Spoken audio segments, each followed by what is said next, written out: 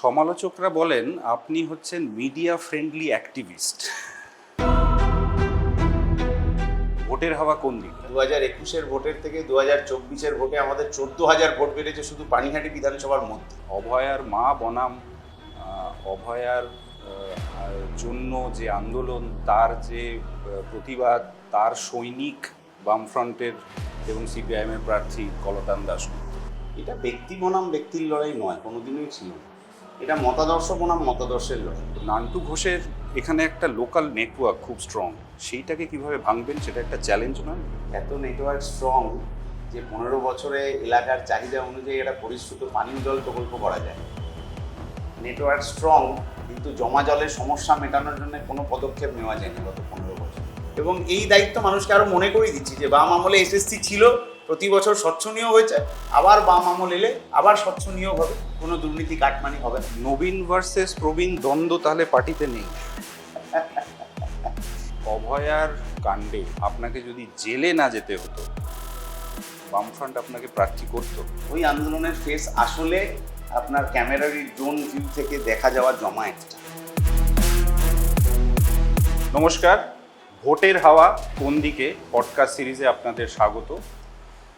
পশ্চিমবঙ্গের বিধানসভা নির্বাচনের ঠিক আগে প্রার্থীদের সরাসরি মুখোমুখি আজকাল.in, স্পষ্ট প্রশ্ন স্পষ্ট উত্তর। আজকের অতিথি কলতান দাশগুপ্ত, বামফ্রন্ট মনোনীত সিপিআইএম প্রার্থী, পানিহাটি বিধানসভা কেন্দ্র থেকে। ধন্যবাদ কলতান আমাদের সময় দেওয়ার জন্য। প্রথমেই শুরু করি, পানিহাটিতে ভোটের হাওয়া কোন দিকে? পানিহাটিতে ভোটের হাওয়া জনগণের দিকে ছিল না আগের। এবার যাতে ভোটের হাওয়াটা জনগণের দিকে থাকে, বামপন্থীরা সেই চেষ্টাই করছে। পানিহাটি কি টাফ সিট কাদের কাছে? আপনাদের কাছে? আমাদের কাছে সব লড়াইই চ্যালেঞ্জিং, কারণ বিরোধী যারা আছে তারা মানুষকে ভুল বোঝানোর রাজনীতি করে, বেশি শক্তি, অর্থশক্তি ইত্যাদির রাজনীতি করে। ফলে তার বিরুদ্ধে আমাদের চ্যালেঞ্জ সর্বত্র। এটা শুধু পানিহাটি বলে না, গোটা পশ্চিমবাংলাতেই আমরা এই চ্যালেঞ্জ অ্যাকসেপ্ট করেছি। আপনাদের পানিহাটি একসময় শক্ত ঘাঁটি ছিল, কিন্তু লাস্ট 30 বছর, 96 থেকে 2011-র যে নির্বাচন, তার মধ্যেখানে শুধু একটাই ফেজে 5 বছর আপনাদের এখানে 5 বছরের জন্য আপনারা এখান থেকে বিধায়ক পেয়েছিলেন।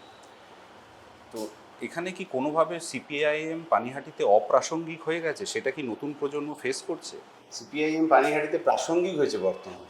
আচ্ছা, 2021-এর ভোটের থেকে 2024-এর ভোটে আমাদের 14,000 ভোট বেড়েছে শুধু পানিহাটি বিধানসভার মধ্যে। তৃণমূল বিজেপির থেকে কমে বামেদের দিকে বেড়েছে। তাহলে এবারে সেটা আরও বাড়বে বলেই আমরা এক্সপেক্ট করছি। আচ্ছা, পানিহাটিতে এবারের নির্বাচনটাকে দেখা হচ্ছে যেভাবে, অভয়ার মা বনাম অভয়ার জন্য যে আন্দোলন, তার যে প্রতিবাদ, তার সৈনিক বামফ্রন্টের এবং সিপিআইএমের প্রার্থী কলতান দাশগুপ্ত। কতটা প্রাসঙ্গিক ভোট বাক্সে, কতটা এর প্রভাব? এটা ব্যক্তি বনাম ব্যক্তির লড়াই নয়, কোনোদিনই ছিল না। এটা মতাদর্শ বনাম মতাদর্শের লড়াই। যে বিজেপি মনুবাদ মেনে চলে যে নারী শিশুকালে পিতার অধীনে থাকবে, যৌবনে স্বামীর অধীনে থাকবে, বার্ধক্যে পুত্র সন্তানের অধীনে থাকবে, এই মতাদর্শের বিরুদ্ধে আমাদের লড়াই। ওই মতাদর্শ বিজেপি বহন করে চলে বলে হাতরাস, উন্নাও, কাঠুয়া থেকে শুরু করে এই আরজিকরের ঘটনা পর্যন্ত কোথাওই নারী নির্যাতনের বিরুদ্ধে যে একটা বিচার, দৃষ্টান্তমূলক শাস্তি, যাতে আসলে অপরাধীরা ভয় পাবে, সেই ব্যবস্থা কিন্তু গোটা দেশে বা পশ্চিমবাংলায় বিজেপি, সিবিআই ইত্যাদি করে উঠতে পারেন। আমরাও সেই কথাগুলোই মানুষকে গিয়ে বলছি যে কেন সিবিআইয়ের কাছে 50টা প্রশ্ন করা হলো, তার একটারও উত্তর এলো না। কেন সিবিআই তার হলফনামা বদলে ফেললো, তার উত্তরও এলো না। কেন অমিত শাহ চিঠি লেখা সত্ত্বেও 1.5-2 বছরে একবার এসে দেখা করে উঠতে পারলেন না, এই প্রশ্নের উত্তরও আমরা পাইনি। তাহলে এতগুলো প্রশ্ন মানুষের মনের মধ্যে আছে বলে আসলে উই ওয়ান্ট জাস্টিসের স্লোগানটা এখনও রেলিভেন্ট আছে, এবং এই স্লোগানটা আসলে তৃণমূল বিজেপির বিরুদ্ধেই মানুষ কিন্তু বলছে। তো সেক্ষেত্রে আপনি যখন জানতে পারলেন, আপনার প্রার্থীপদ আগে অ্যানাউন্স হয়, তারপরে বিজেপি তাদের প্রার্থীপদ অ্যানাউন্স করে, এবং সেই করার পর অভয়ার বাবা বলেছিলেন যে ওই আন্দোলনটা আসলে আন্দোলন ছিল না, ওটা বামপন্থীদের রাজনীতি ছিল, এবং আপনার কাছে বোধহয় সেই রকম প্রস্তাব এসেছিল যে আপনি যদি এই কেন্দ্র থেকে আপনার নাম উইথড্র করেন। প্রস্তাব কেউ দেন? প্রস্তাব কেউ দেন? কে দেবে? প্রথম কথা হচ্ছে যে অভয়ার আন্দোলন আপনি যদি রাজনীতি বলেন, তাহলে উই ওয়ান্ট জাস্টিস একটা রাজনৈতিক স্লোগানেই পরিণত হয়েছে। কিন্তু সেই স্লোগানটা কোনো নির্দিষ্ট পলিটিক্যাল পার্টির ছিল না। সমস্ত মানুষ, ওই যে ড্রোন থেকে আমরা যে ছবিটা দেখেছি, শ্যামবাজারে জমাট বাঁধা মানুষ, যাদবপুরে জমাট বাঁধা মানুষ, ট্রাফিক মোড়ে জমাট বাঁধা মানুষ, ওই মানুষের রাজনীতি ছিল উই ওয়ান্ট জাস্টিস। তাহলে জাস্টিসটা তো এখনো পাওয়া গেল না। যারা জাস্টিসটা দিলেন না, অতীতে সিবিআই এর দীর্ঘসূত্রিতা, পরিবারের দিল্লি যাওয়া, সেখানে বিজেপির নেতাদের সাথে দেখা না হওয়া ইত্যাদি নিয়ে যা কথাগুলো, সেগুলোও তো মানুষের মনের মধ্যে আছে। সেই কথাগুলো মানুষই আমাদেরকে বলছেন যে ওরা বিচার দেবে না। আপনার আরেক প্রতিদ্বন্দ্বী তৃণমূল কংগ্রেসের তীর্থঙ্কর ঘোষ, তিনি এখানকার 5 বারের বিধায়ক ছিলেন, প্রথমে কংগ্রেস তারপর তৃণমূলে। নির্মল ঘোষ, নান্টু ঘোষ নামে সবাই ছিলেন, তার ছেলে। তো নান্টু ঘোষের এখানে একটা লোকাল নেটওয়ার্ক খুব স্ট্রং, সেইটাকে কিভাবে ভাঙবেন, সেটা একটা চ্যালেঞ্জ নয় আপনার কাছে? এত নেটওয়ার্ক স্ট্রং যে 15 বছরে এলাকার চাহিদা অনুযায়ী একটা পরিশ্রুত পানীয় জল প্রকল্প করা যায়। নেটওয়ার্ক স্ট্রং, কিন্তু জমা জলের সমস্যা মেটানোর জন্য কোনো পদক্ষেপ নেওয়া যায়নি গত 15 বছর। পানিহাটিটা কার্যত জঞ্জাল নগরী নামে পরিচিত। আপনি রাস্তায় একটু এদিক ওদিক হাঁটলে দেখতে পাবেন। সেই জমা জঞ্জালের সমস্যা মেটানোর জন্য বাম আমলের একটা প্রজেক্ট ছিল, সেই প্রজেক্টটা বাস্তবায়িত করা যায়। এলাকার সরকারি স্কুলগুলো উঠে যাচ্ছে, কার্যত বন্ধ হয়ে যাচ্ছে। ছাত্র থেকে শিক্ষকের সংখ্যা বেশি হয়ে যাচ্ছে কোথাও কোথাও। এলাকার কলেজে বাম আমলের শেষ বছরে ছাত্র সংখ্যা ছিল 1890, এখন এসে দাঁড়িয়েছে 480। তাহলে নেটওয়ার্কটা স্ট্রং করতে হতো আসলে মানুষের ভালোর জন্য কিছু কাজ করা। সেটা তৃণমূল করতে পারেনি বলেই তো আমরা এসেছি লড়াইয়ের ময়দানে, যে আমরা এই কাজটা করব। মানুষ ভরসা করছেন বলেই 21 থেকে 24-এ এতখানি ভোট সংখ্যা বেড়েছে। এসএফআই থেকে শুরু, ডিওয়াইএফআই, তারপর অভয়ার আন্দোলনের একটা ফেস, এবং তারপরে একেবারে ভোটের রাজনীতিতে। তো এই ট্রানজিশনটা কলতান দাশগুপ্তর জীবনে কীরকমভাবে দেখেছে? রাজনীতিতে তো এই ধরনের ঘটনা থাকেই, কারণ আমরা তো আর তৃণমূলের মতো নই যে 50, 55, 60 বছর হয়ে গেছে তখনও সে হচ্ছে যে ছাত্র যুব সংগঠন করে যাচ্ছে। আমাদের সংগঠন নির্দিষ্ট সময় আছে যে পড়াশোনা শেষ করলে ছাত্র সংগঠন ছেড়ে দিতে হয়, এবং 38 বছর বয়সের পর আমাদের যুব সংগঠনও আর করা যায়। তাহলে সেই হিসেবে যুব সংগঠন ছেড়ে এখন ট্রেড ইউনিয়ন করছি, এবং ভোটের লড়াই সেই অর্থে 2004 থেকেই আমরা লড়ছি। তখন আসলে প্রার্থীর পিছনে স্লোগান দিতে হতো, এখন নিজে সামনে দাঁড়িয়ে পড়তে হচ্ছে। এছাড়া খুব আলাদা করে কিছু নেই, লড়াই প্রতি বছর একই রকম ছিল। সমালোচকরা বলেন আপনি হচ্ছেন মিডিয়া ফ্রেন্ডলি অ্যাক্টিভিস্ট, গ্রাউন্ড লেভেলের লিডার নন। কি জবাব দেবেন?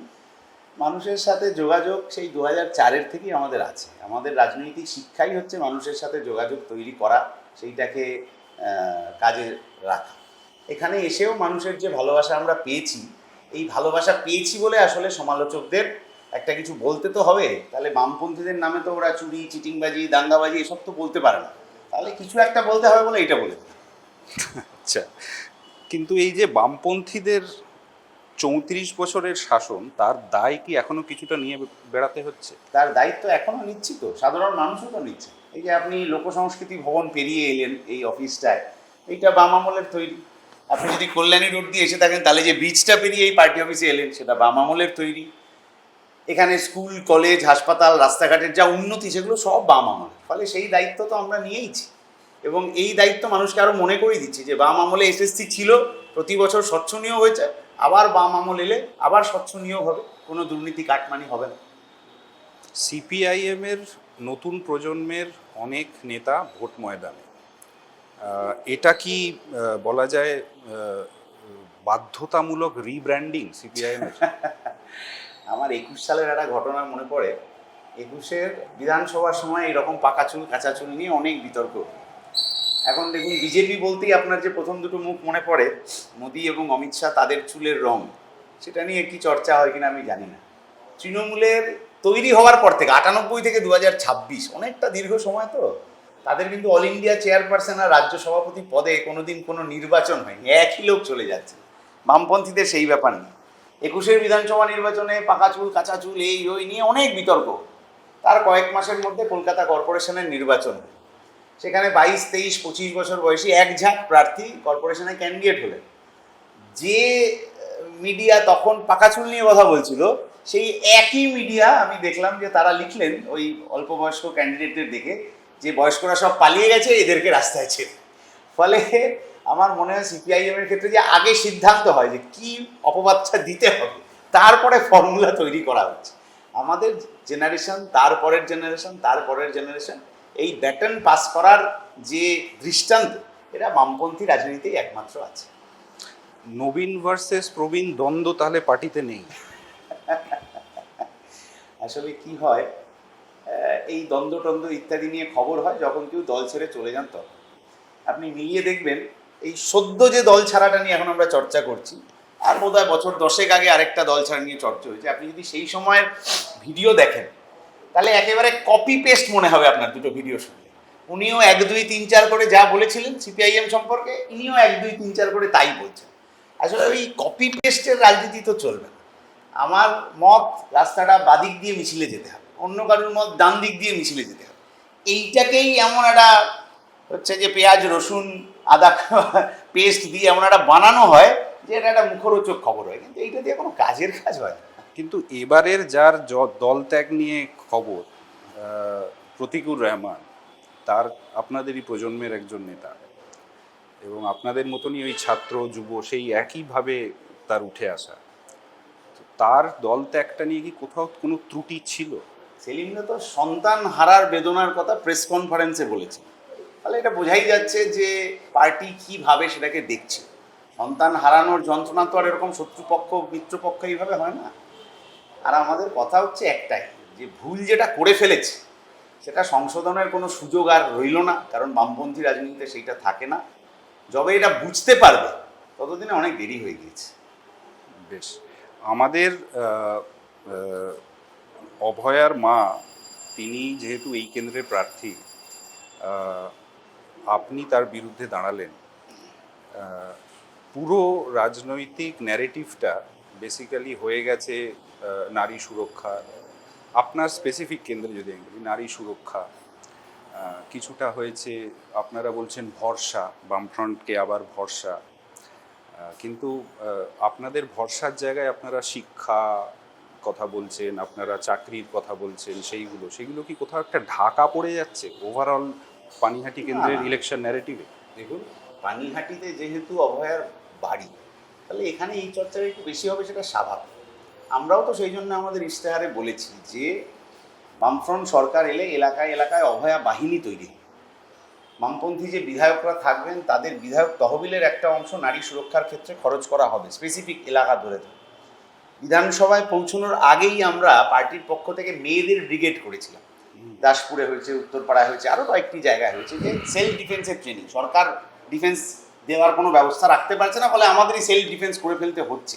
সেই ব্যবস্থা আমরা করেছি, এবং এই ব্যবস্থা হবে বামপন্থীরা ক্ষমতা এলে। দৃষ্টান্তমূলক শাস্তি হবে, যাতে সমাজবিরোধীরা ভয় পায় ভবিষ্যতে এই ধরনের কোনো কাজ করতে। এর পাশাপাশি আমরা যেটা বলছি, যে সিবিআই এই বিচারের দায় নিল, যে আমরা বিচার করে দেব, আজকে 1.5 বছরের বেশি সময় হয়ে গেল, তো এখনো তারা 1 ইঞ্চি এগোতে পারেনি। তৃণমূল যে কুমিরছানা ধরে দিয়েছিল, তারা সেই কুমিরছানাই একবার করে তুলছে আর দেখিয়ে যাচ্ছে। এটা কেন করা হচ্ছে? কেন হলফনামা বদলে ফেলা হচ্ছে? এই সমস্ত প্রশ্নের উত্তর কিন্তু বিজেপির নেতাদেরকে ভোটের আগে দিতে হবে। তাদের কাছে উত্তর নেই বলে তারা এখন নানা রকম হাবিজাবি বলছেন এবং তৃণমূলের সাহায্য নিচ্ছেন বামপন্থী বিরোধিতা করতে, সেই সব তাদের করতে হচ্ছে। কিন্তু আমাদের ফোকাস সরে শিক্ষা পরিকাঠামো উন্নয়ন, স্বাস্থ্যের পরিকাঠামো উন্নয়ন, নারী নিরাপত্তার ক্ষেত্রে ম্যাসিভ চেঞ্জ ব্যবস্থা, সেইটা বামপন্থীরা ক্ষমতা এলে করবে। আমি আবার ফিরে যাচ্ছি বারবার অভয়ার কাণ্ডে, বা ওই যে তার পরিবর্তিত পরিস্থিতিতে আপনি যদি তার ফেস না হয়ে উঠতেন, আপনাকে যদি জেলে না যেতে হতো, বামফ্রন্ট আপনাকে প্রার্থী করতো? হ্যাঁ, আসলে বিষয়টা কি হয়, যে আমি কিন্তু ওই আন্দোলনের ফেস নই।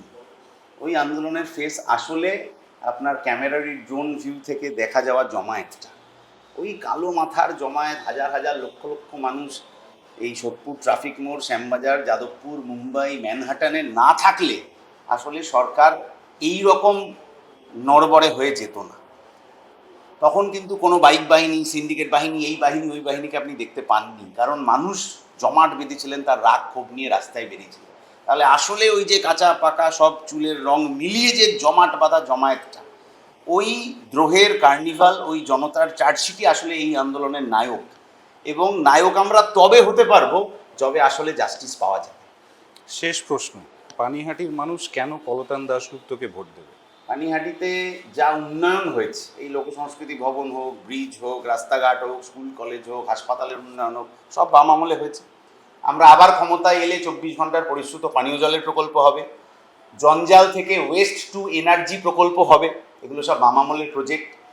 এখানে জমা জলের সমস্যা মেটানোর জন্য 7টা মিউনিসিপ্যালিটি নিয়ে একটা মাস্টার প্ল্যান, সেটাও বাম আমলের প্রজেক্ট, সেটা হবে। সরকারি স্কুল কলেজগুলো খুলবে, সেখানে মিড ডে মিলের বরাদ্দ 3 গুণ বাড়বে, বিশ্ববিদ্যালয় পর্যন্ত বিনামূল্যে শিক্ষা ব্যবস্থা হবে, পাড়ায় পাড়ায় অভয়া বাহিনী হবে, নারী নিরাপত্তা সুনিশ্চিত করা হবে, শিল্পের জমিতে শিল্প করা হবে, প্রমোটিং সিন্ডিকেটের দাদাগিরি বন্ধ করা হবে। এই জন্যেই মানুষকে আমরা সমর্থনের জন্য বলছি। ধন্যবাদ। ভোটের হাওয়া কোন দিকে পডকাস্ট আজ এই পর্যন্তই। আগামী এপিসোডে নতুন প্রার্থী, নতুন প্রশ্ন।